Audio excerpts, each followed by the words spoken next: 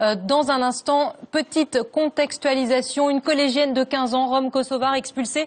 Et c'est la classe politique dans son ensemble qui semble sens dessus, dessous. Droit d'asile, droit du sol, les partis rivalisent de réformes.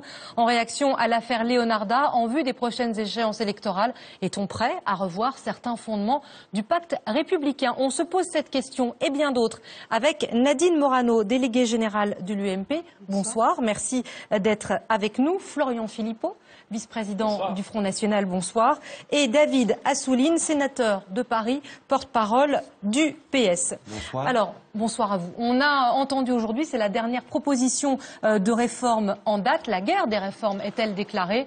Après le droit du sol hier, c'est le droit d'asile qui doit être réformé selon Manuel Valls. David Assouline, je me tourne d'abord vers vous, porte-parole du PS. Est-ce qu'il y avait une véritable urgence à se saisir de ce dossier? On sait que la réforme était depuis longtemps dans vos cartons. Ou est-ce que c'est une pure réaction à l'émotion, à l'actualité? Non, c'est pas juste de présenter les choses comme ça. Peut-être ça peut faire un effet médiatique, mais ça fait plusieurs mois que des parlementaires ont été missionnés par le ministre de l'Intérieur pour travailler là-dessus, avec un certain consensus. D'ailleurs, auditionner des associations, tous les acteurs de cette question, tous les spécialistes, pour arriver à des propositions, parce que ça fait longtemps que est mis en évidence qu'il y a un problème, notamment dans les délais d'attente pour obtenir la réponse, et que ça crée des situations inextricables. C'est pas une façon de mettre un terme définitivement à la polémique Leonarda? Non, c'est le travail normal du gouvernement. Il s'y était engagé. D'ailleurs, la réforme, une réforme sur l'immigration devait arriver dès cet automne, justement pour intégrer un volet sur le droit d'asile et laisser cette mission travailler. Les choses ont été un peu reportées, mais il n'y a aucune précipitation et au contraire, nous voulons absolument que sortent du débat par rapport à des échéances électorales des questions qui ne sont pas au cœur des préoccupations des Français. Aujourd'hui, c'est la question de l'emploi, c'est la question sociale qui domine les attentions de nos compatriotes. Par contre, venir mettre sur la table... les déclarations de Manuel Valls aujourd'hui, c'est réduire les délais d'attente du droit d'asile, vous le disiez aujourd'hui, passer de 16 mois aujourd'hui de 6 à 9 mois à terme. Je me tourne juste pour donner la parole à tout le monde, à Nadine Morano, déléguée générale de l'UMP qui est à côté de vous. Est-ce que c'est une bonne réforme? Certains membres de votre parti ont salué la réforme proposée par Manuel Valls aujourd'hui. Oui, mais qu'on puisse améliorer le délai sur les demandes de droit d'asile, évidemment, je pense que c'est important.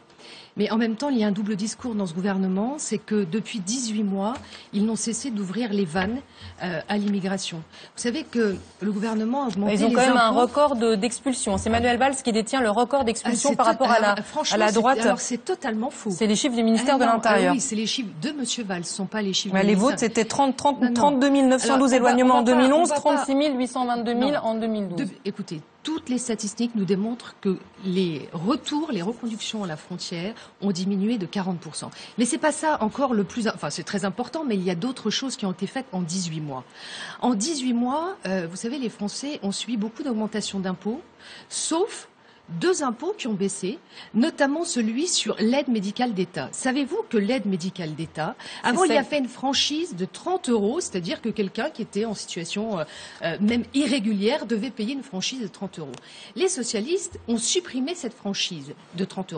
C'est un coût pour le budget de près de 3 millions d'euros en 2012. Ils ont aussi divisé par deux. Vous savez que quand vous achetez un visa... Mais ça veut dire qu'en ces temps de crise, Nadine Morano, pour être clair, les plus démunis, ceux qui arrivent de Syrie, on va le voir tout à l'heure, ce sont les premiers en ce moment les plus concernés qui fuient leur pays, les massacres dont on parle à longueur de journaux. Ça veut dire que ces gens-là, qui sont dans le besoin le plus total, doivent être passés par perte des profits quand ils ont besoin de soins. C'est pas ça. On l'a toujours dit, on ne peut pas accueillir toute la misère du monde. Je continue mon exposé, pardon, vous ne m'avez pas laissé terminer. C'est que, au-delà de l'aide médicale d'État et de la franchise, parce que vous savez que nos concitoyens payent une franchise, eux, les étrangers, non. Le visa, quand vous achetez... Les étrangers, non. Les les étrangers, nous. Les personnes en situation irrégulière, avant, avaient une franchise de 30 €. Vous l'avez supprimée au Parlement. Attendez, je termine. Parce que c'est important. Il a parlé assez longuement. Je voudrais terminer sur ce qu'ils ont fait en 18 mois. Quand vous achetez un visa, quand vous êtes étranger, vous achetez votre timbre fiscal, vous achetez votre visa. Le coût du visa était de 110 €. Ils l'ont divisé par 2. Maintenant, le coût du visa, c'est 50 €. Plusieurs millions d'euros. Donc, vous voyez, les socialistes, en fait, ouvrent les vannes à l'immigration. Et c'est ça, la réalité. Alors, regardez, monsieur, mais non, c'est voté au Parlement, pardon, bon. C'est la vérité. Il faut que les Français le sachent. C'est la vérité. Réponse rapide et on se tourne vers monsieur Philippot. Non, ce qui est voté au Parlement. Ce qui est vraiment déplorable, c'est que sur une question importante et en même temps qui touche à des vies humaines, c'est des êtres humains dont il s'agit. La droite veut faire peur parce que il y a 100 000 entrées nettes par an. Ça fait 20 ans qu'il y a autant d'étrangers dans notre pays, c'est-à-dire à peu près 2,3 millions. C'est stable depuis 20 ans, alors que des pays comme la Norvège ou l'Espagne ont multiplié par 3,5 fois leur nombre d'entrées. On a ces chiffres, on va les montrer, si on peut les montrer. On vient nous expliquer, la France n'est pas le pays qui accueille le plus d'étrangers sur son non sol. seulement, elle n'accueille pas le plus, mais c'est stable. C'est un des pays, mais pas du tout. Mais il y a des chiffres. Il y a des chiffres. Voilà, en on a les Italie, il y a chiffres. l'Espagne. Résidents étrangers en France, 12,5% de la population en Espagne, 7% au Royaume-Uni, 5,9% en Juste une France. phrase, nous faire croire que c'est en enlevant cette franchise qui mettait. L'expliquons français. Oui, je vais tout de suite dire. Je vais tout de suite dire. Il s'agit, il y a une couverture maladie universelle pour tout le monde dans ce pays parce qu'on considère que quand quelqu'un a besoin d'être soigné, et notamment mais c'est pour trop lui, attractif pour les étrangers. Mais aussi pour l'entourage, mais aussi pour pour notre pays, parce qu'on ne va pas laisser des gens sans soins, et avec les risques, y compris d'épidémie. Donc c'est vraiment catastrophique de jouer là-dessus aujourd'hui, au lieu d'être calme, maîtrisé. Il y a des choses importantes sur lesquelles on va parler tout à l'heure de la remise en cause du droit du sol, et on va voir si c'est du calme. Décidément. Florian Philippot, réaction à la proposition de Manuel Valls aujourd'hui, réduire les délais, c'est réformer ce droit d'asile. Non mais vous pour savez, le moi, rendre le droit plus d'asile, efficace. L'asile, je l'aurais bien accordé, et j'aurais aimé que la France se sonorifie en le donnant à Monsieur Snowden, vous voyez. Ça, c'est le bon d'alerte voilà, sur ça, les c'est le droit d'asile dans le vrai américaines. sens du terme, menacé par son propre gouvernement, qu'il a fallu que ce soit la Russie qui le fasse. En réalité, le droit d'asile a été totalement dévoyé, je vais vous mettre d'accord, mais les chiffres sont strictement les mêmes sous les années Sarkozy et Hollande. Notamment, les demandes d'asile ont augmenté de 73% entre 2007 et 2012. Et 10% c'est-à-dire Nicolas seulement Sarkozy.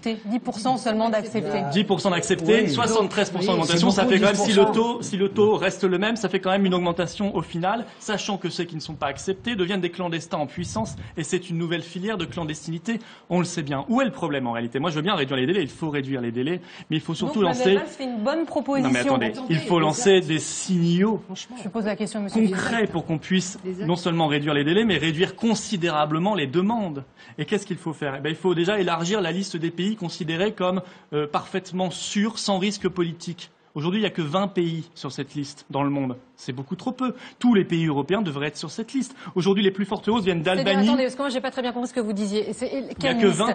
Les demandeurs d'asile les plus nombreux, c'est les gens qui viennent de République démocratique du Congo, alors, les gens qui viennent du Kosovo, et les premières demandes aujourd'hui, c'est les Syriens, les Irakiens, et le troisième, ou des gens qui prennent une nationalité qui est un peu la nationalité à la mode. Aujourd'hui, il faut être syrien, donc on dit qu'on est syrien, on n'a pas de preuve. Il y a 2 millions de réfugiés syriens. Aujourd'hui, les hausses les plus qui fuient importantes. la guerre dont on parle et dont vous êtes évidemment au courant. Très bien. Merci à ceux qui ont organisé d'ailleurs cette guerre, c'est-à-dire tout sauf nous, l'UMP et le Parti socialiste. L'Albanie, la Bosnie. C'est la guerre en Syrie. Ah bah oui, avec la politique information, Monsieur Sarkozy, bien sûr. Vous avez mis l'huile sur le feu et ensuite vous faites semblant de regretter les conséquences de votre propre politique. L'augmentation la plus importante vient d'Albanie. Ah mais je vois que l'UMPS est dans un beau... Vous êtes déjà à côté.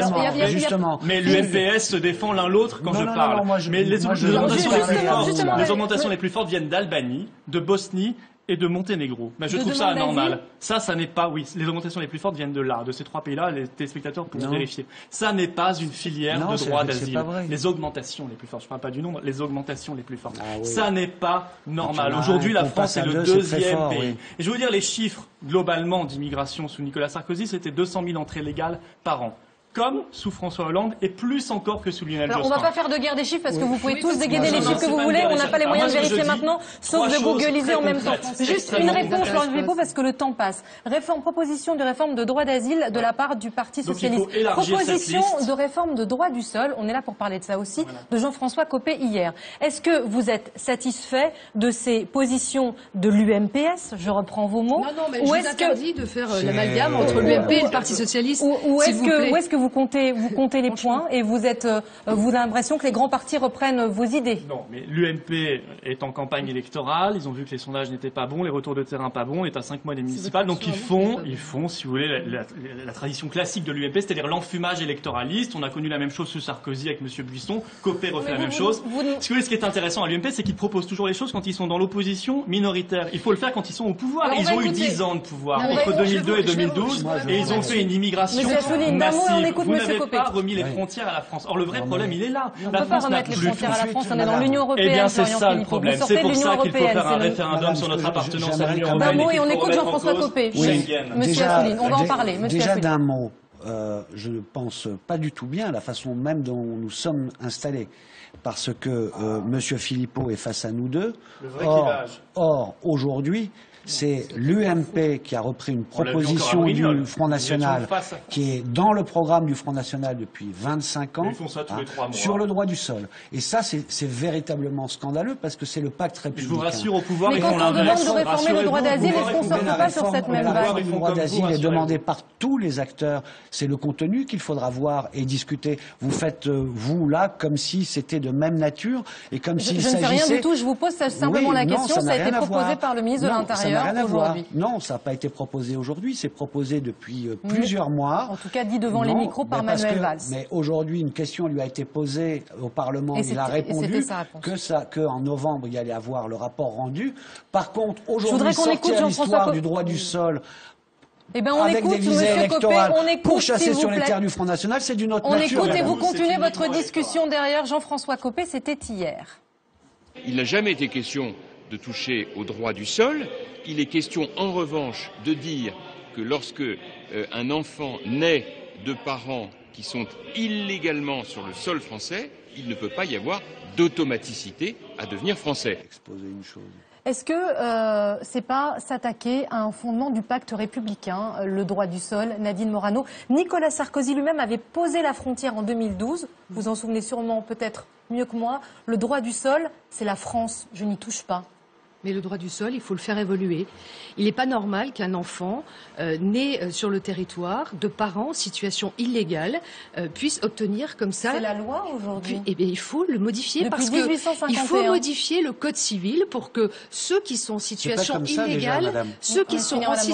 illégale, n'aient pas les mêmes avantages que ceux qui sont des personnes en situation légale. Mais alors, vous voyez, à chaque fois, chacun instrumentalise les enfants. On l'a vu d'ailleurs avec l'affaire Leonarda. Et je voudrais vous dire quand même, sur l'aide médicale d'État, parce que moi je suis pour la suppression de l'aide médicale d'État, sauf pour les cas d'urgence, exactement comme ça se passe dans l'ensemble des pays de l'Union européenne. Nous sommes le seul pays à financer l'aide médicale d'État. Monsieur Alluil, mais arrêtez. L'Espagne a supprimé. Quand vous êtes en situation, quand vous êtes arrivé, que votre situation n'est pas forcément régularisée, vous pouvez aller voir un hôpital, un centre de santé, vous faire soigner en Grande-Bretagne. Vous pouvez aller aux urgences, mais c'est pas vrai. L'aide médicale d'État n'existe pas, mais regardez, lisez, travaillez vos dossiers. L'aide médicale d'État consacrée par... supprimé au pouvoir, Madame Morano. Vous aviez 10 ans de pouvoir. On y a mis des conditions, Monsieur Philippot, à l'aide médicale d'État. Et je pense qu'il faut maintenant le supprimer parce que la France n'a pas les moyens. Monsieur Philippot, je vais vous dire une chose. Vous êtes candidat à Forbach. Bon, vous habitez à Saint-Germain-des-Prés, vous venez passer le samedi. Vous venez passer le samedi à Forbach quand elle est perdue, elle dit non, parce que vous savez que notre région... Mais il faut répartir la parole à Nadine Morano. On vient parler du droit, réforme du droit d'asile, réforme c'est une région à 3 frontières. Monsieur Philippot nous dit qu'il veut rétablir les frontières. Il ira expliquer aux travailleurs frontaliers qui passent la frontière, ils sont 102 500 confondez avec les criminels et les clandestins, Madame Morano? Non, vous voulez rétablir les postes de frontières. Vous êtes contre les frontières, c'est intéressant. Nicolas Sarkozy, on a entendu votre point, Florian Philippot, la proposition de empêcher les travailleurs frontaliers de passer la frontière. On vous a entendu, le droit du sol. Dans le programme du Front National, vous proposez de le supprimer, ce droit du sol. Est-ce que la proposition de Jean-François Copé, selon vous, va dans le bon sens? Non, mais je rassure d'ailleurs M. Assouline et les belles âmes, il n'y aura rien si l'UMP Votre réponse, M. Philippot, à cette question, s'il vous plaît. Je réponds à ma manière, excusez-moi. Vous avez des idées noires qu'il faut critiquer les belles âmes, hein. Vous inquiétez pas. Si l'UMP revient au pouvoir, ils feront ce qu'ils ont fait pendant 10 ans, c'est-à-dire rien. Voilà, sur l'AME, comme le droit d'asile, comme les chiffres d'immigration qui sont encore plus forts que sous Jospin. Il y a eu des aménagements pendant que l'UMP était au pouvoir. Il faut mettre effectivement des conditions, parce que la nationalité française, c'est un honneur, ça se mérite. C'est pas comme ça un petit pain au chocolat qu'on pourrait acheter. Alors oui, les conditions, c'est quoi? Casier judiciaire vierge à 18 ans. Assiduité scolaire, vous voyez, c'est un peu l'anti-léonardisme. Hein. Nous, c'est assiduité scolaire, pas question de donner la nationalité française à des enfants ou des étudiants qui ne font aucun effort. C'est évidemment l'assimilation républicaine, notamment la maîtrise parfaite de la langue française. C'est pas la même chose que l'intégration. C'était le modèle français de la République. Hein. C'est vrai qu'il a été dévoyé, mais si vous allez véritablement dans ce qu'est la Révolution française et la République, on parle d'assimilation républicaine, on ne parlait pas d'intégration à l'époque. Et la prochaine étape, c'est le communautarisme. On y est déjà. Alors oui, les frontières, c'est intéressant parce que vous voyez, ça démontre l'enfumage de Sarkozy. Les Français se souviendront qu'en 2012, notamment entre les deux tours, Sarkozy a fait toute sa campagne sur le concept de frontières. Et aujourd'hui, vous me dites la vérité, c'est-à-dire que l'UMP est contre les frontières.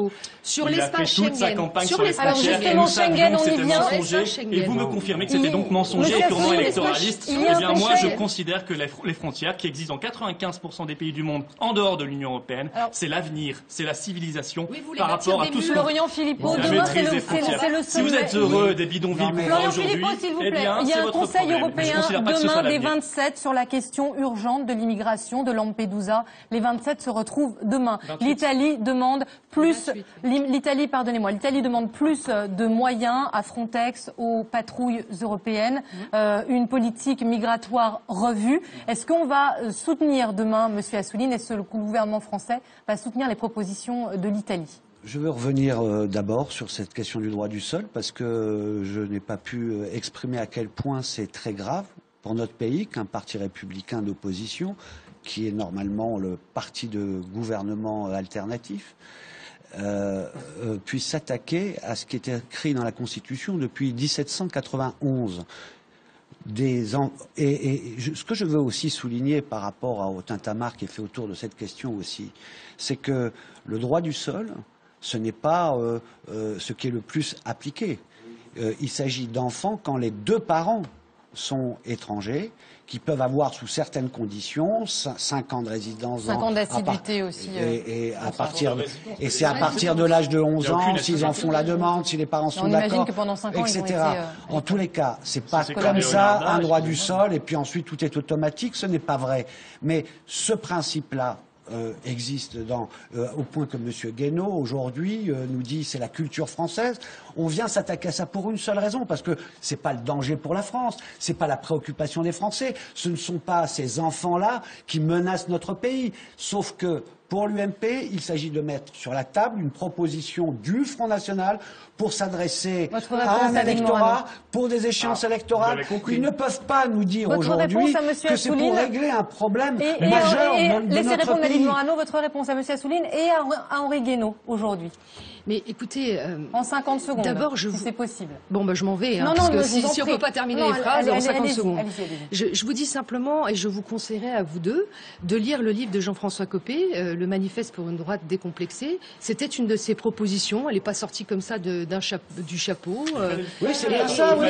Mais en 50, on ne peut pas tout faire. Vous savez, Monsieur Philippot. Vous êtes d'accord, en fait. On peut au moins faire des choses qui vont dans le bon sens. Sur le droit du sol, que la primauté. Sur le droit du sol. La réalité, c'est que vous êtes d'accord, et c'est ça qui est grave. On n'entend pas Nadine Morano. On n'entend pas Nadine Morano, s'il vous plaît. Sur le droit du sol, nous avons évidemment un débat chez nous, mais nous voulons privilégier la l'accueil convenable des personnes en situation irrégulière. Ce qui se passe aujourd'hui, c'est que les socialistes, vous avez vu avec tous les budgets qui permettaient l'intégration, notamment des étrangers en situation régulière. C'est que les enfants sont aujourd'hui instrumentalisés et que les personnes en situation irrégulière sont tentées d'utiliser les enfants, c'est-à-dire que la scolarisation ne vaut pas ensuite régularisation. C'est ça qu'il faut comprendre. Mais c'est la réalité, monsieur Assouline. Nous n'avons pas les mêmes idées sur ce sujet. Nous sommes pour une immigration choisie, respectueuse, humaine, mais on ne peut pas accueillir tout le monde. À la vindicte populaire, les populations qui ne sont pas le problème aujourd'hui de notre pays. Le problème de notre pays, c'est le chômage. Quand des entreprises ferment, ce n'est pas la faute. Quand une entreprise ferme, ce n'est pas la faute des enfants de parents étrangers. Le président de la République s'est exprimé sur ce sujet. Fin de ce débat. Merci à tous les trois. Merci de votre passion. C'est terminé. On passe la main à Dominique.